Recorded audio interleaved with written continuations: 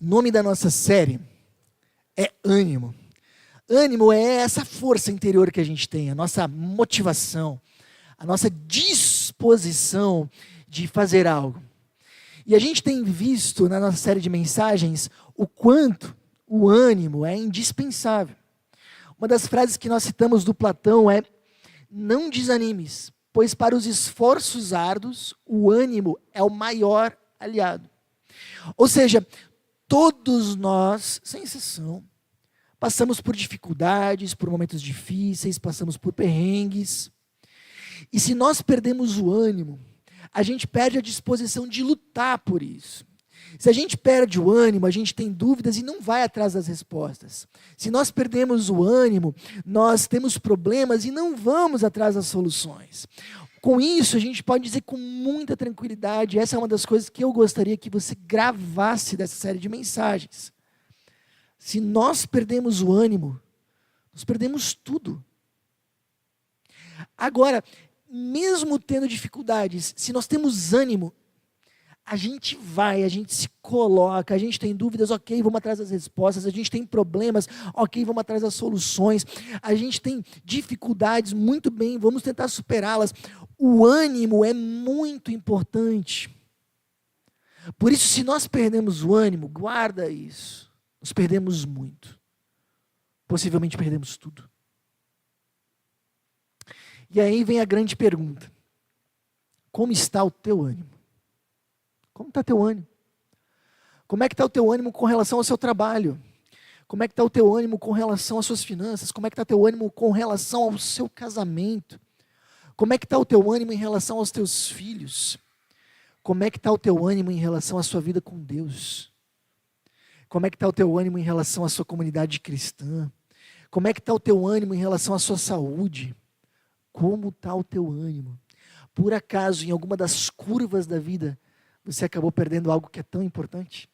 O ânimo. E aí nós fomos vendo na nossa série de mensagens como recuperar o ânimo, né? Afinal de contas, perdi o ânimo, o que eu faço?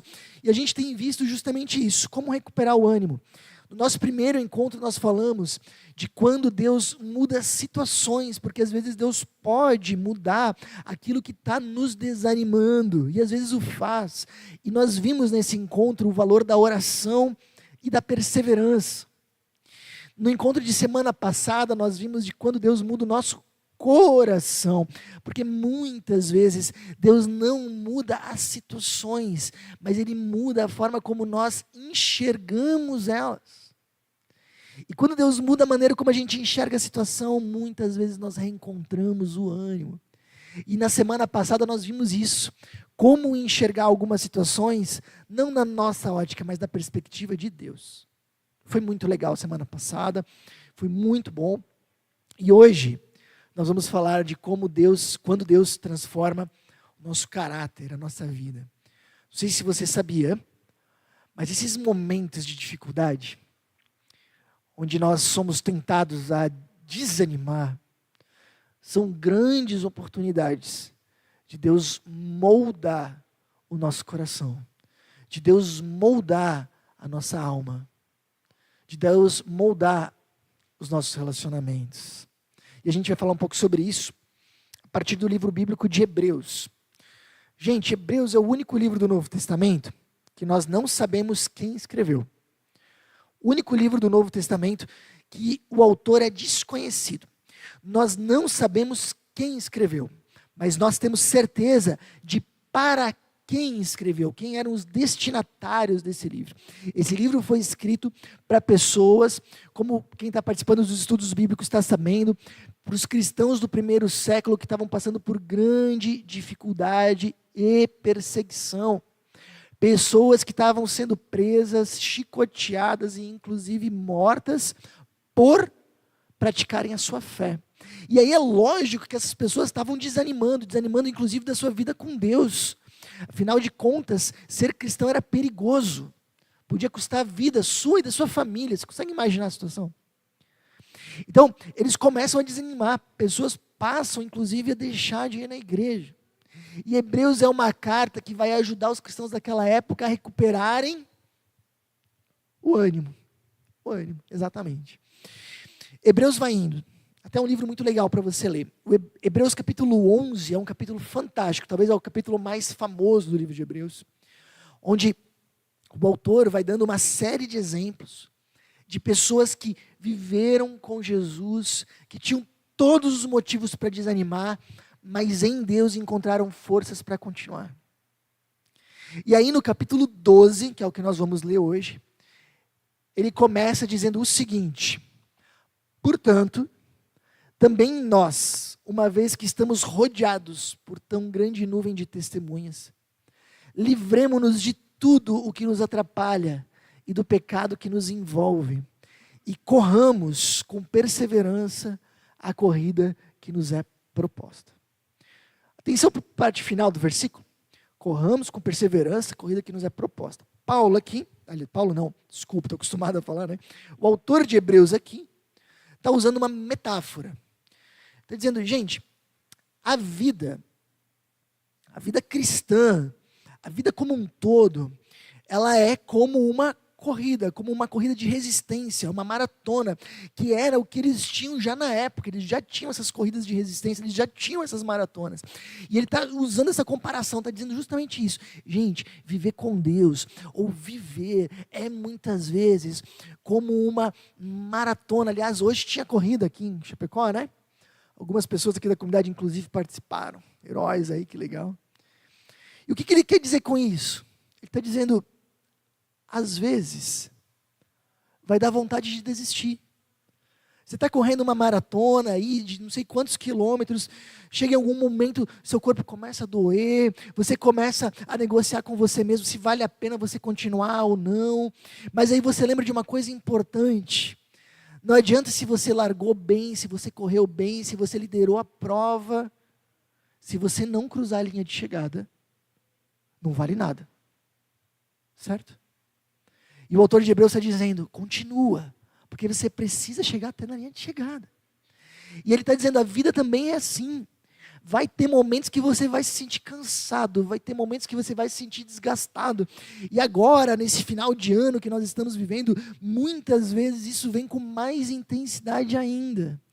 E aí a gente é relembrado, assim como a gente está vivendo uma maratona, continua, porque nós precisamos viver com Deus, nós precisamos manter os nossos valores até o final, até a linha de chegada. Então, por mais que você esteja com vontade de desistir, por mais que você esteja com vontade de jogar tudo para o alto, por mais que você esteja com vontade de sentar e parar, não para, continua, até você chegar no final. Então, essa é a ideia dele. E com essa comparação, ele está incentivando e tentando trazer ânimo para aqueles cristãos, e pode servir para nós hoje ainda. E aí ele começa a usar algumas comparações nesse texto, que vão nos ajudar. Ele está dizendo, sabe o que um maratonista precisa? Sabe o que um corredor precisa? Ele coloca aqui, livrem-se de tudo o que nos atrapalha, de todo o pecado que nos envolve. O maratonista, um corredor, precisa se livrar de todo peso desnecessário. Quem de vocês já viu a corrida São Silvestre? Alguém já viu? Já viram? Na TV? Já viram, né? Quando eu era adolescente, eu gostava muito de ver essa corrida, mas eu gostava de ver só a largada. Sabe por quê? Por causa das pessoas fantasiadas. Vocês lembram disso? Que muita gente é fantasiado na corrida da São Silvestre? E aí, né, as fantasias eram as mais variadas possíveis, as roupas bem diferentes. E eu achava um barato. Depois eu nem olhava a corrida. Depois eu só ia ver quem ganhou. Mas a largada eu gostava de ver para ver essas pessoas. Você já viu alguma dessas pessoas fantasiadas ganhar a corrida? Nunca. Por quê? Porque não é possível. É peso demais. É roupa demais. Não tem como ganhar. Quem leva a corrida a sério se livra de todo o peso desnecessário. Qual é a roupa adequada? É a roupa mais leve possível, a roupa mais arejada possível. E aqui o Paulo está... eu acho que eu vou falar Paulo até o final da pregação. Não é o Paulo. Aqui o autor de Hebreus está dizendo, se você quer completar essa maratona, se livra de todo o peso desnecessário. E a primeira pergunta que a gente precisa fazer na noite de hoje, para a gente recuperar o nosso ânimo, se a gente perdeu o ânimo pelo caminho, é: o que eu preciso deixar. Existem coisas que eu preciso deixar na minha vida e que têm sugado minha energia, minha força, meu ânimo, minha força interior. O que eu preciso deixar? Quando eu vi essa pergunta, eu lembrei daquela situação das Olimpíadas de 2004. Lembram? Quando esse corredor que está ali, o Vanderlei Cordeiro de Lima, foi atacado por um ex-padre que segurou ele. No meio da corrida, ele estava ganhando a prova. E no final, ele acaba perdendo o primeiro lugar, provavelmente por causa disso. E aqui na foto, a gente vê o desespero dele de se livrar desse peso extra. Gente, podem existir coisas na sua vida que estão te segurando, que estão te drenando. E eu vou dizer uma coisa que é muito importante. Se você está aqui com a gente, se você está conectado na internet com a gente, anota isso. É muito comum, quando nós passamos por momentos de desânimo, que nós perdemos a noção do que nós deveríamos deixar e aquilo que nós deveríamos nos apegar. E muitas vezes as pessoas que eu tenho acompanhado, elas deixam aquilo que deveriam se apegar e se apegam àquilo que deveriam deixar. Eu não sei o que ou o porquê, mas eu vejo isso como um fenômeno comum em momentos de desânimo. Nós perdemos as referências e deixamos aquilo que nós deveríamos nos apegar e nos apegamos àquilo que nós deveríamos deixar. Cuidado, cuidado. O que nós deveríamos deixar? O texto fala, né? Tudo o que te atrapalha e o pecado que nos envolve. Se você tem acompanhado os nossos estudos bíblicos, você tem visto que pecado não são só as coisas erradas que nós fazemos, atos imorais, como roubar, como mentir. Nós temos visto que pecado é tudo aquilo que nos separa de Deus. Então, primeira coisa, deixe tudo aquilo que te separa de Deus. Tudo aquilo que o desagrada. Gente, às vezes a gente vai vivendo, e às vezes a gente vai tendo o seguinte raciocínio.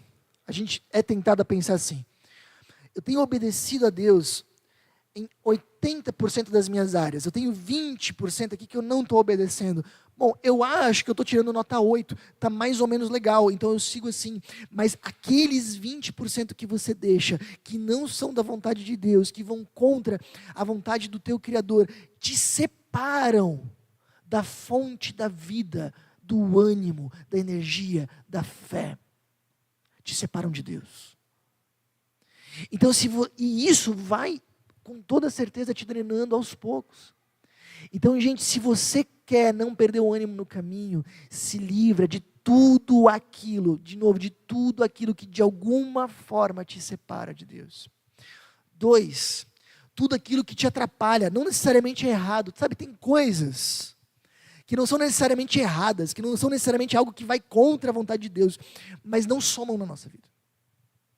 Prejudicam.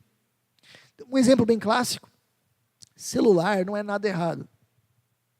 Não dá para dizer que usar celular é pecado, senão a gente estava bem lascado. Mas às vezes a gente usa excessivamente e prejudica os nossos relacionamentos. Então, se você percebe coisas na sua vida que não são necessariamente erradas, mas estão sendo usadas de uma forma errada, que tem te atrapalhado de alguma forma, tira ou diminui. Tira da tua vida. Ou, aliás, não vou dizer tira, mas cuida especialmente com as coisas que são boas, mas estão no lugar errado. Sabe, às vezes a gente coloca coisas muito boas no lugar de Deus. Trabalho não é ruim, é bom. Mas a gente pode colocar no lugar de Deus e se torna ruim. Dinheiro não é ruim, é bom. Mas a gente pode colocar no lugar de Deus e se torna uma coisa muito ruim. Filhos são ótimos. Pessoas que nós amamos, ótimos. Mas às vezes a gente coloca eles no lugar de Deus e se torna algo ruim, e que sim, vai sugando a nossa vida, e que sim, vai desequilibrando as coisas. Aqui eu acho que o primeiro item é o mais fácil a gente perceber: atitudes que desagradam a Deus. Não é difícil a gente perceber o que desagrada a Deus. O item número 2, ele é mais ou menos difícil de perceber. Né? São coisas que não são necessariamente ruins, mas nos atrapalham. O item 3 é bem difícil, são coisas boas no lugar errado. Mas eu garanto para vocês que tudo isso suga o nosso ânimo, é roupa excessiva, é carga excessiva que nós levamos. Quer continuar a maratona? Quer não parar no meio da corrida? Se livra daquilo que te pesa. E se apega àquilo que te renova. O que nos renova? A presença de Deus. As boas amizades e os bons relacionamentos que Deus nos deu. Se apega a isso. O que eu vejo é justamente o contrário. Pessoas que desanimam e se afastam de Deus. Se afastam de pessoas que as amam. E se apegam a fugas. E isso vai levar para uma espiral que vai descer cada vez mais. Muito bem, mas não é só isso. O texto de Hebreus continua. E vem uma lição muito legal. Ele diz assim, ó. Na luta contra o pecado, vocês ainda não resistiram até o ponto de derramar o próprio sangue. Vocês se esqueceram da palavra de ânimo que ele lhes dirige como a filhos. Olha só. Meu filho, não despreze a disciplina do Senhor, nem se magoe com a sua repreensão, pois o Senhor disciplina quem ama e castiga todo aquele quem aceita como filho. E aí ele continua, suportem as dificuldades, recebendo-as como disciplina. Deus os trata como filhos, pois qual é o filho que não é disciplinado por seu pai? Hoje tem bastante, né? Na época não. Nossos pais nos disciplinavam por curto período, segundo lhes parecia melhor, mas Deus nos disciplina para o nosso bem, para que participemos da sua santidade. Nenhuma disciplina parece ser motivo de alegria no momento, mas sim de tristeza.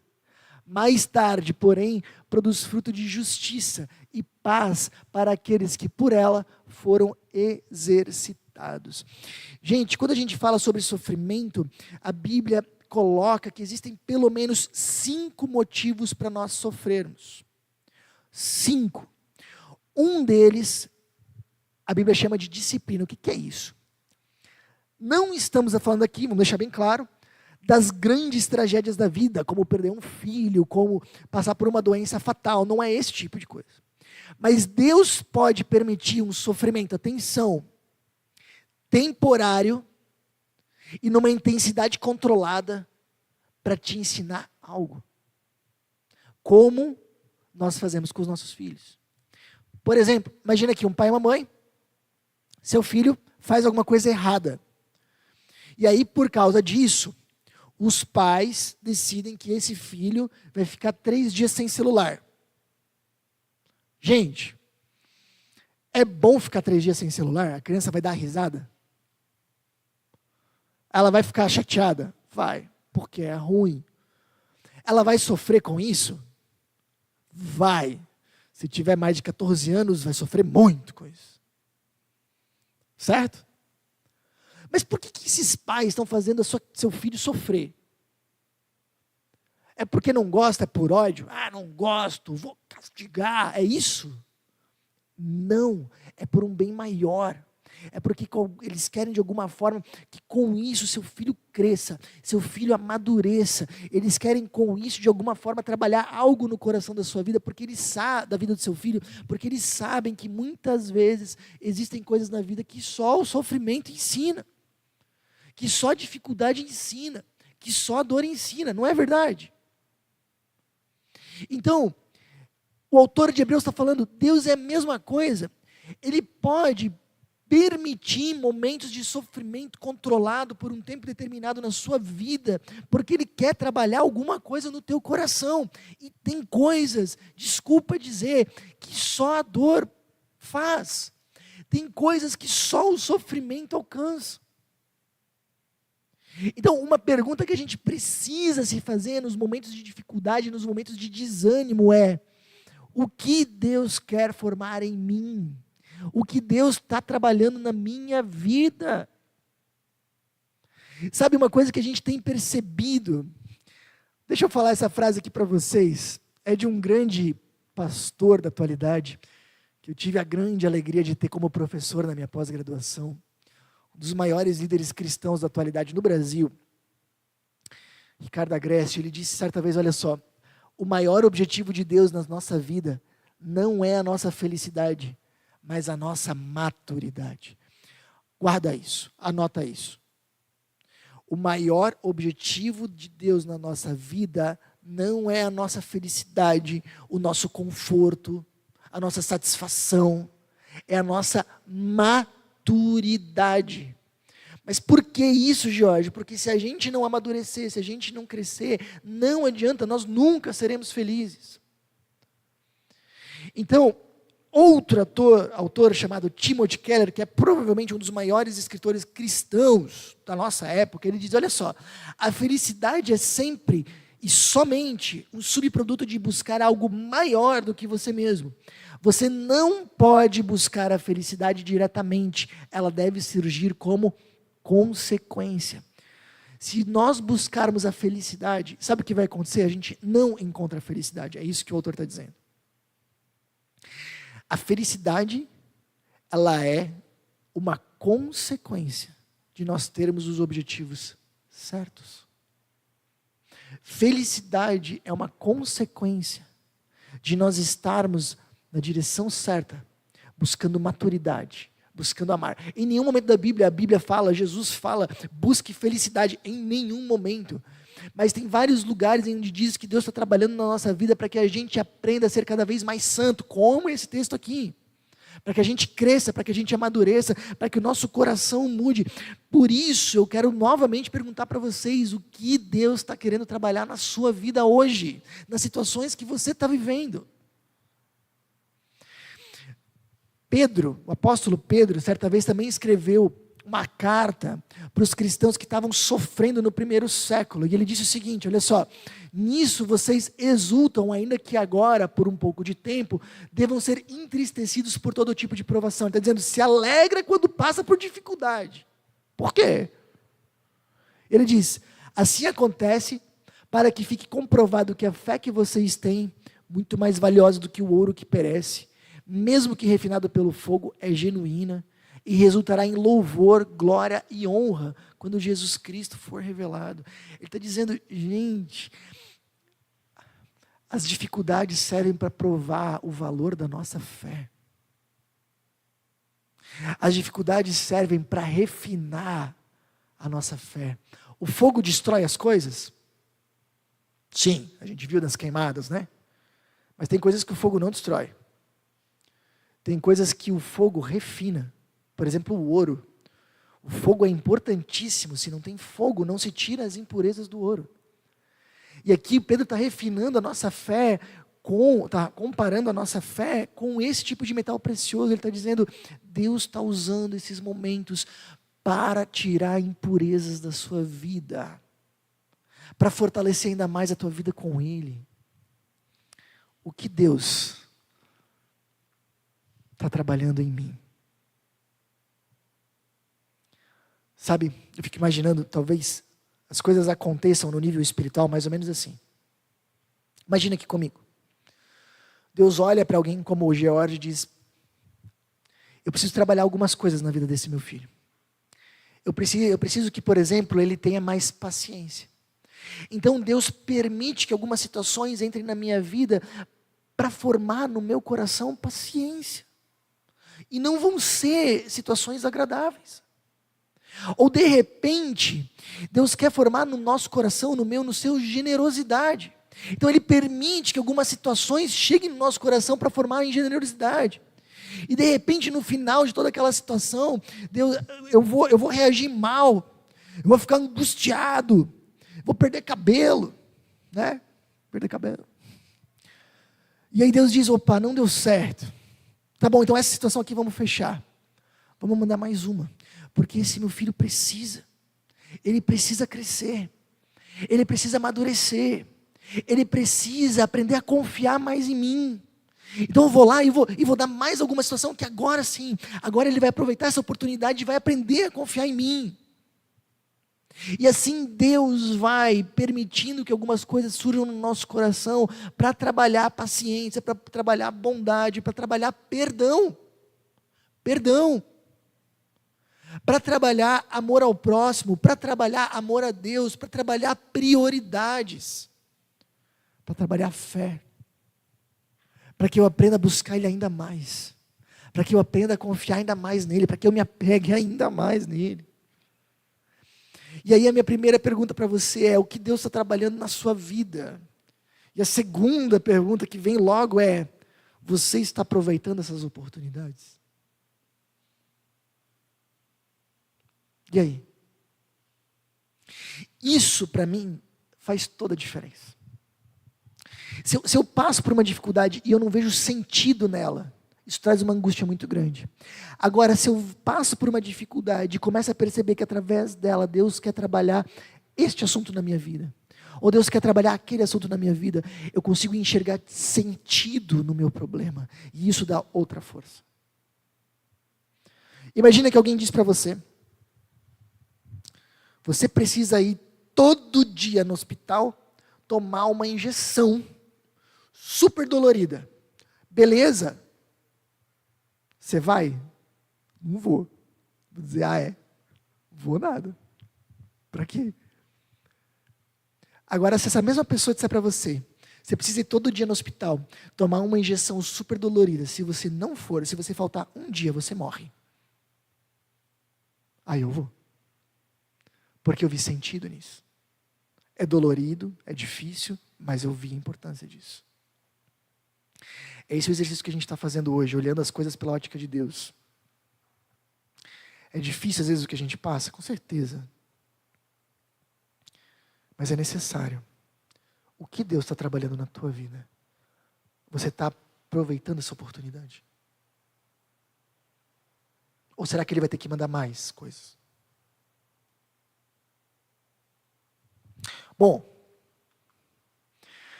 o que preciso deixar? Grande pergunta. Segunda pergunta: o que Deus quer formar em mim? Segunda pergunta. E agora a gente vai para a terceira pergunta. Olha só. Tendo os olhos fitos em Jesus, autor e consumador da nossa fé, Ele, pela alegria que lhe fora proposta, suportou a cruz, desprezando a vergonha, e assentou-se à direita do trono de Deus. Pensem bem naquele que suportou tal oposição dos pecadores contra si mesmo, para que vocês não se cansem, nem se desanimem. Aqui ele usa a palavra não se desanimem. Ele está dizendo: todo corredor tem que olhar para o seu objetivo. Normalmente o objetivo do corredor é a linha de chegada. E isso ajuda ele a não perder o ânimo. Então você imagina, você está correndo, e aí você começa a cansar, começa a se desgastar, começa a ter vontade de desistir, começa a não aguentar mais, e aí de repente você olha e a linha de chegada está ali, alguns metros de você. Você tira força de onde for, mas você continua, porque a linha de chegada está ali, eu não vou parar agora. E o autor de Hebreus está dizendo: coloca agora os teus olhos em Jesus.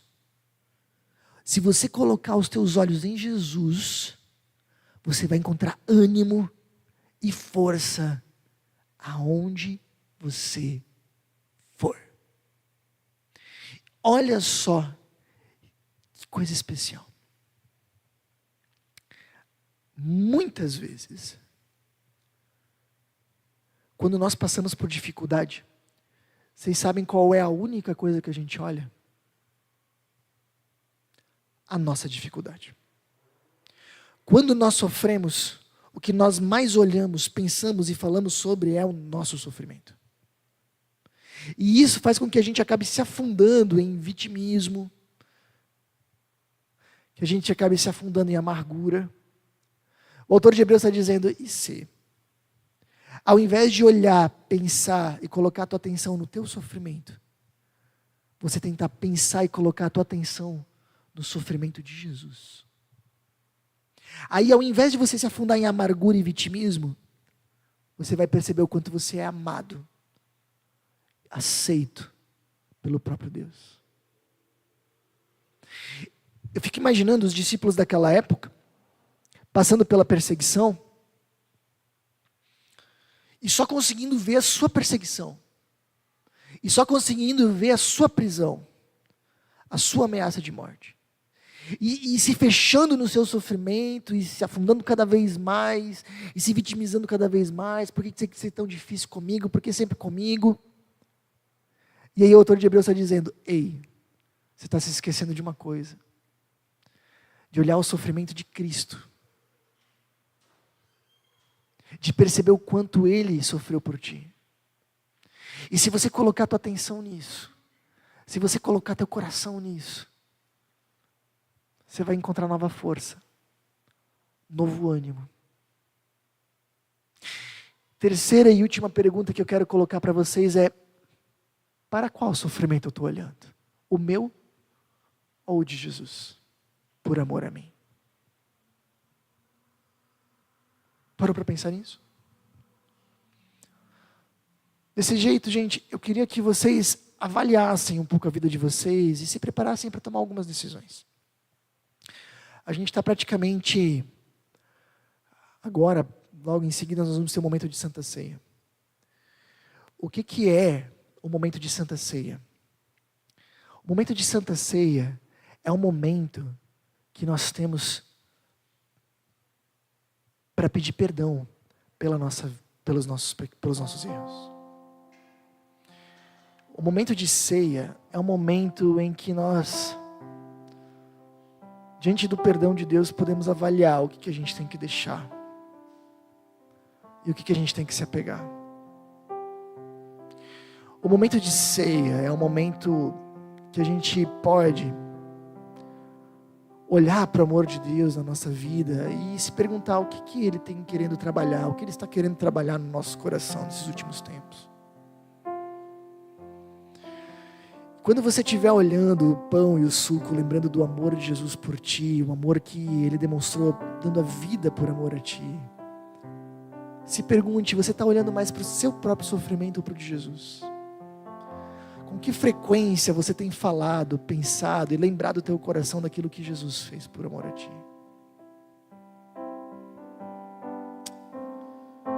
Aproveite esse momento para avaliar um pouco a sua vida, para tomar algumas decisões. Se Deus está falando ao teu coração, talvez escreve isso num papel para não perder isso, para amanhã lembrar disso, para tomar decisões consistentes que vão realmente se integrar à tua vida. Para fechar a série de mensagens, eu queria muito falar com você que está aqui, você que está em casa, você que está vendo a gravação. Se você desanimou da vida de fé, volte. Não precisa esperar a vontade voltar. Às vezes a atitude vem antes da vontade. Volte a buscar a Deus. Volte a se colocar diante dEle. Volte a adorá-lo. Volte a reconhecê-lo como o Senhor da sua vida. Quanto mais tempo longe, mais é difícil para voltar. Se você desanimou, também às vezes com a comunidade que você está, com a comunidade cristã, vocês que são daqui, às vezes esse formato de nós nos reunirmos só no domingo, de montarmos e desmontarmos tudo toda vez, ele é cansativo, a gente às vezes pode se desanimar, ou a gente, desanimou por causa de outro motivo, que às vezes nem tem a ver diretamente com a igreja, mas isso refletiu na nossa vida em comunidade, na nossa igreja. E de repente se eu vinha todo domingo, agora eu venho uma vez por mês, ou se eu vinha sempre presencialmente, agora eu assisto de casa, ou antes eu convidava um monte de gente, agora já não convido mais. Se você tem desanimado, eu queria muito te pedir, volta. A gente não terminou a corrida, tem muita coisa para fazer, tem muita gente para a gente alcançar, muita gente. Deus está nos dando um novo momento. Agora a gente está falando de compra de terreno, está falando de construção, está falando de algo tão lindo. Vem fazer parte. Se você desanimou, se você se tornou mais displicente com a sua vida em comunidade, mais acomodado, é hora de acordar. É hora de dizer: Deus, eu quero voltar. Eu queria conduzir você em oração. teus olhos. Senhor Deus, que essa série possa marcar um recomeço. Que essa série, Deus, possa marcar uma nova trajetória na nossa vida com Deus. Que a gente possa agora, Deus, ser tocado por Ti. E que a gente possa, Deus, perceber aquilo que a gente deveria deixar. Que a gente possa perceber, Senhor, as coisas que a gente precisa se apegar mais. Que a gente possa, Deus, perceber na nossa reflexão aqui contigo, Senhor, o Teu amor por nós. E que esse amor possa nos comover, nos alcançar e nos animar. Que a gente perceba o Teu agir na nossa vida. Que a gente confie no Teu agir na nossa vida. E que a gente se engaje junto naquilo que Tu estás fazendo no nosso coração.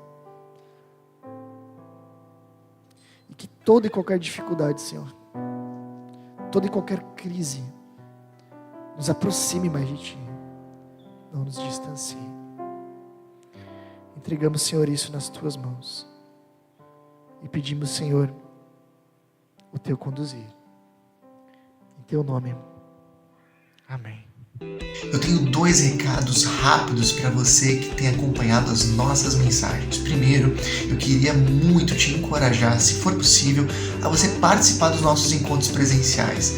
É uma forma de nós podermos nos conhecer e de você poder aprender ainda mais com a gente.